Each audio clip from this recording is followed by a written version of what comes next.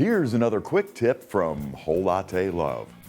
To get the best from a coffee, you want to use fresh roasted beans. Grind immediately before brewing and use them within 2 weeks. But unless there's a coffee roaster around the corner from you, that's not always practical. So what's the best way to store your beans? Well, the enemies of coffee are air, moisture, heat, and light. So to keep your beans fresher for longer periods, keep them away from those things. That means storing in airtight containers in a cool, dark, and dry place. So being cool and dark, a refrigerator seems to make sense, right?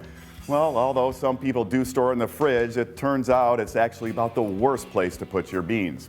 They're very porous, so they readily absorb odors. Any smells in the fridge, well, they'll end up in your beans.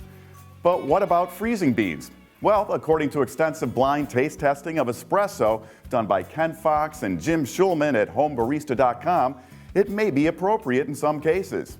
They found freezing coffee immediately after roasting in airtight containers in a very cold chest-style freezer resulted in no taste preference over fresh, unfrozen beans after 4 months of storage.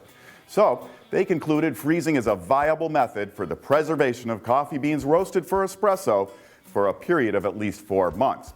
If you do freeze beans, be sure to thaw them overnight before use. Frozen beans can damage grinders, especially in super automatic espresso machines.